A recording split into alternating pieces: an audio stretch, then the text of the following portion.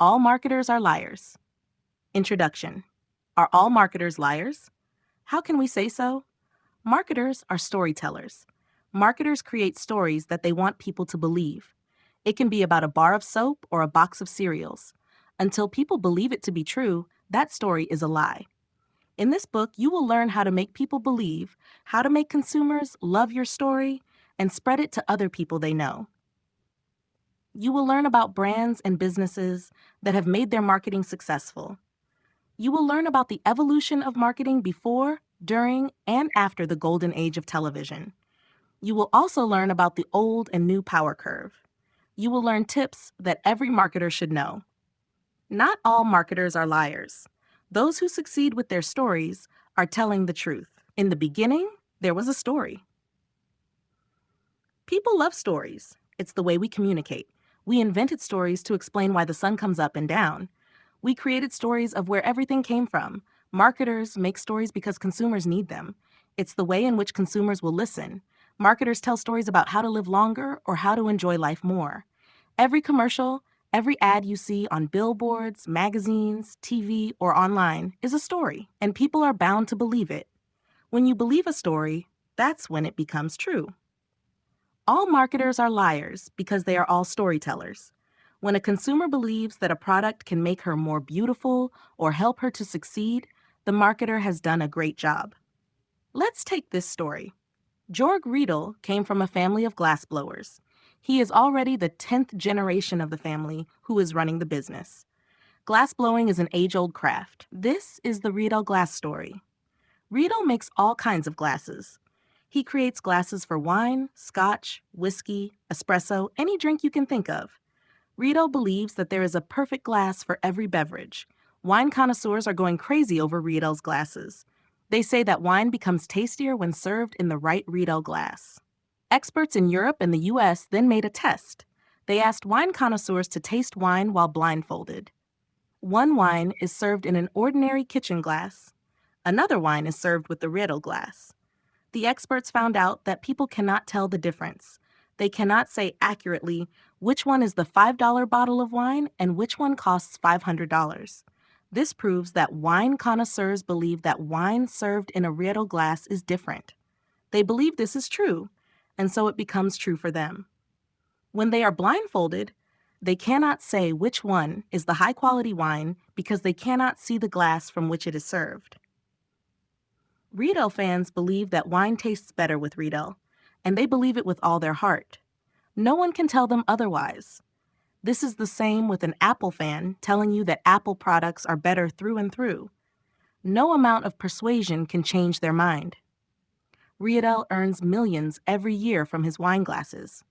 He gets paid by wine lovers who insist that wine tastes even better on a Riedel glass. You see, every marketer sells a story. All your favorite brands have a story behind them. You don't buy a product for its features. You buy it for the satisfaction, the comfort, the feeling that it gives you. Telling a great story. Arthur Riolo is a real estate agent. He sells real estate somewhere near New York City. Other real estate agents will tell you about the features of the house or talk to you about taxes. But Arthur is different. He will take you on a drive down the neighborhood. He will tell you the stories of each property. He will tell you about the family who lives in that house, what they do, and how they found the property. Arthur will tell you the name of their dog, or how many kids they have, or what they're up to. He will tell you the story of the village, and that is only when he will take you to your dream house. Even if Arthur has not said anything yet about the specs of the house, you already want to buy it. That's because he just told you the best story. You are not just buying the house itself. You also love the story behind it. Did you know that the $36,000 Volkswagen Touareg and the $80,000 Porsche Cayenne are basically the same car, made in the same exact factory? What makes the difference between the cheap car and the luxury car is the marketing and the story that comes with it. Kiehl's since 1851. One day, a friend of Seth Godin asked him to buy a lotion from a store called Kiehl's since 1851. The friend was from Boston, yet she insists that Seth buy her from that store in Manhattan. Seth agreed as he wants to be a good friend, and he is also curious about the store. The first thing that Seth noticed in the store is the Ducati motorbike and the model of a tiny airplane. The wooden floors look like they're 100 years old. The staff seems well trained. The product labels are detailed and carefully displayed. The boutique tells a lot about the personality of the owner. It smells nice, and the packages of beauty products are very appealing. It's obvious that the business is owned by a unique individual and not a corporation. Stories about motorcycle racing and animal testing of the products are displayed all around. The prices of cosmetics are nothing like Seth has seen before. They are highly priced for organic homemade products. But even so, Seth was sold. He bought the lotion for his friend. He also bought a bar of soap for his wife and shaving cream for himself. The very nice staff even gave him free samples of some products to try at home. Kiehl's since 1851 is a small store, but it will surprise you that this brand already has a cult following. The business earns millions of dollars every year. Kiehl's has been owned by L'Oreal for the past several years. Yet, the power of Kiehl's story is still there. The customers still love the products, and they really love the story behind it. See, a small group of people believed in what Kiehl's believed in. They like and trusted the brand. They bought the products and refer it to their friends. These consumers believed the story. That's why it came true. Now, they are the ones spreading Kiehl's story to people they know. If a lady believes that cosmetics should not be that expensive, she would not be a customer of Kiehl. But if a lady wants something unique, personalized, and truly original, she will love Kiehl's. Now, Kiehl's consumers do the marketing for him. They believed his story, and they spread it to anyone who would listen. As a marketer, you need to live and breathe the story. You have to be remarkable, consistent, and authentic. You yourself should believe in your story and live it. If the consumers see that you are being fake, they would not buy from you. If you visit a development meeting at Nike or Puma, you would not see the marketers there hatching up a plan to deceive the public. No, you will see that each marketer believes in what their brand represents. Each of them embraces their story. Before, during, and after the Golden Age. Marketing means spreading ideas. If you care about your company, your political career, your nonprofit organization, or your church, marketing matters. It matters because even if you don't have money to pay for a commercial, but you have an idea that you want to spread, you are considered a marketer. Before the age of television, marketing was not important. Farmers plant crops, blacksmiths make swords, barbers cut hair, and craftsmen make products. If you have a need and you have money to pay, you can exchange it for a product or service. There is no marketing involved. During the golden age of television, if you are a company or a business owner, you can pay tons of money for television commercials and newspaper ads. You must create a catchy 60-second story about what you're selling, and it will create a demand. Television works wonders. It allowed companies to effortlessly earn more money. If people see you on TV, they will look for you in the supermarket and buy your products. After the age of TV, people are now too tired of ads. We see ads anytime and anywhere we go, and people are fed up with it. This age is not about buying commercials. It's about telling stories. Today, marketing is the story that marketers tell to the consumers. If you want to sell, do not tell people about the facts of your product. Tell people a good story. Good marketing is when you are remarkable, authentic, and consistent. Make stuff up, the new power curve. If you ask people what they are skilled at, they will answer similar things. They will say tasks that create physical output. These are tasks such as filling out forms, bending metal, or making spreadsheets. Managers will tell you how they deal about the problems that they encounter every day. These skills are all about getting stuff done. Production is of the most value in the old value curve. Imagine a graph with value on the y-axis and time on the x-axis. The graph looks like a hill. A line going up is for invention. At the tip of the hill is production. The line going down is for marketing. See, in the old power curve, the center and the highlight is production. If you have an efficient factory that makes quality products and delivered on time, advertising will get your products sold. Make good stuff for a cheap price, and your business will prosper. The heroes of this old model are the factory supervisors and quality control staff. The people of most value are those who produce and make stuff. But this has all changed in the new power curve. Today, it's so easy to manufacture. Production can be outsourced, and the tasks could be done by anyone from anywhere. Making stuff became so easy. Production has the least value in the new power curve. The graph now looks like a letter U, with production at the bottom of it. Did you know that Ford makes Jaguars? Did you know that anonymous factories in Vietnam produce Nike sneakers? Production is not what makes a brand special anymore. Marketing is now where the money is. If you make the best story about your product, that is how you would sell. You can get a high-quality product easily, but you should create a good story that will be liked and spread by your customers. Businesses that still follow the old power curve will fail. It is not about the quality product with the cheaper price anymore. The businesses with a remarkable product coming with a great story will succeed. How marketing works. These are the steps that consumers go through when they see successful marketing. Step 1. The consumer's worldview and frames are already there before you did. A person's worldview is the way in which he would absorb your marketing. Worldview is the way he sees the world. If your marketing is framed with a certain worldview, that is how a consumer would believe it. Step 2.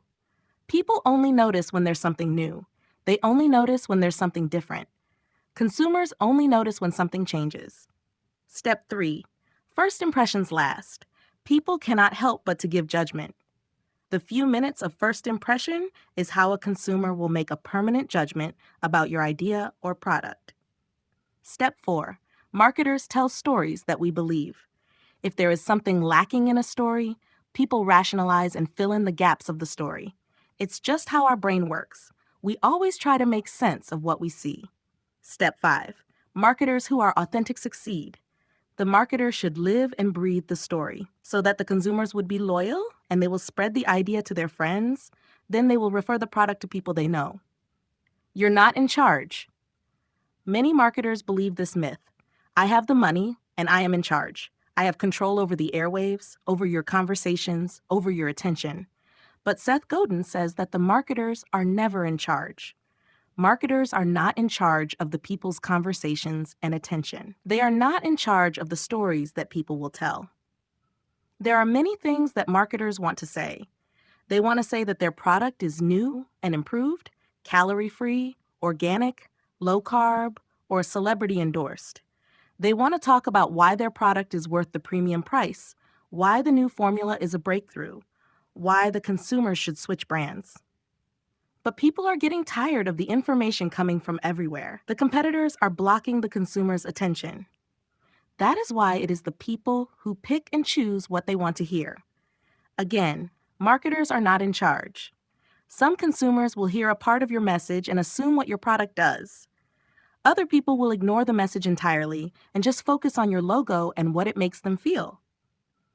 Another group will ignore the message, the logo, and just see the price. We all want the same things. You've probably heard somewhere that we all want the same things: to be happy, healthy, safe, successful, loved, respected, and fit. We all want enough money to buy what we desire. We want friends and a clean, fun world to enjoy them with. But if it's true, we all want the same things, why do we go through different ways to get there? We all want to be rich and successful, but we go in many separate directions. If we all want the same things, why don't we all drive a Honda or run factories using the same techniques? Why don't we believe in the same religion or wear the same clothes? Why do some women buy a $799 wedding dress, others 10 times that amount, and others borrow one for free? No marketer can guarantee that an ad will be effective or a product will be successful. Why? Because we do not all want the same things. That is the truth. Each one of us has a set of values, biases, and worldviews influenced by the people we know. Every person sees the world differently, shaped by parents, schools, communities, and life experiences. Our worldview determines whether we believe a story or not. Worldview and frames. Worldview refers to the beliefs and values that a person has. Different people have different worldviews. We understand the world based on what we believe in. Frames are the elements of the story that marketers use to connect with an existing worldview. For example, Krispy Kreme used the frame hot donuts. It appealed to people who think of donuts as comfort and love. Krispy Kreme would not attract those who see donuts as carbs and weight gain. Think of the worldview as a wall and the frame as the painting you want to hang on it. As a marketer, don't try to change people's worldview. It's costly and ineffective. Don't use facts to prove you're right or try to force people to believe something new. Instead, look for the right worldview for your product and attach your frame to it. Your story hasn't been told yet. Find your audience who shares your worldview. That's how brand loyalty starts. Even a movement, a trend, or eventually a mass market. That's how Starbucks, Apple, and Coco Chanel began. Conclusion: people don't buy products because of features. They buy because they believe in a story. Marketers need to be remarkable, authentic, and consistent. The golden age of TV ads is over. Consumers are tired of ads. To succeed, your product needs to stand out with a powerful story behind it. Marketing is more important than production. High-quality products are everywhere and cheap to make. The story is what makes them sell.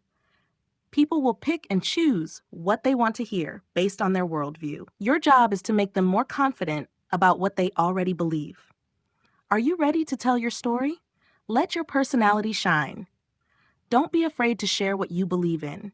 Your story might be the next big thing. Your product might be the next bestseller. Just remember, be remarkable, be authentic, be consistent, and believe you will succeed.